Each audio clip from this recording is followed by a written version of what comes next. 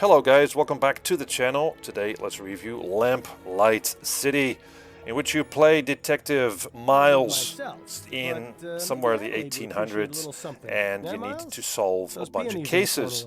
This game is a real gem, and it has some lovely pixel art to really draw me into it.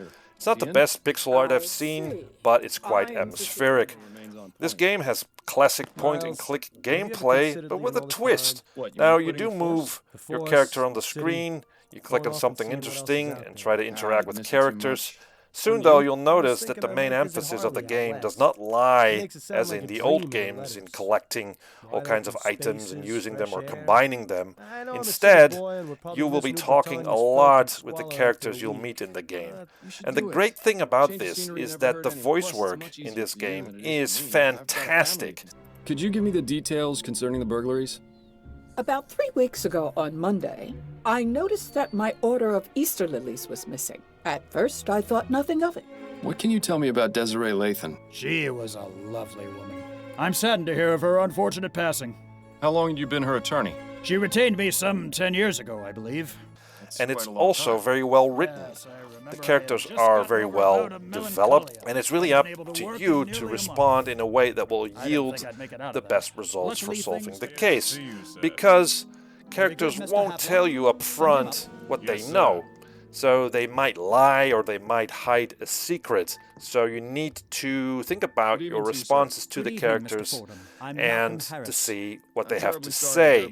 Now, it could be that one character sort of reveals something about another character, so you go back to the other character and talk a little bit more. So there is some back and forth in this game, and some might find it a little bit boring, but it's very easy to move from one location back to the other and vice versa.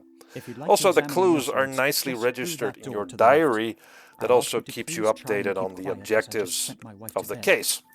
Did you get all the clues? Did you make the right decision to accuse one character or another? The thing is that sometimes you can pick a dialogue choice that sort of blocks the right path to solving the case. This can be a little frustrating. But if you pay attention, if you listen to what the characters have to say, especially your old partner, who's actually the voice in your head in this game, which is kind of funny, and there's also a lot of humor in this game, by the way, but I'm not going to spoil that. But again, if you listen to the hints, then you probably know what to do. There are also some puzzles here and there, but not a whole lot. They're easily solved. Now, the thing about the dialogue choices, as I said, sometimes you hit a roadblock and you can't move around it, and there's no way to solve the case. So that sort of warrants more playthroughs, but I do think that that's a little bit artificial.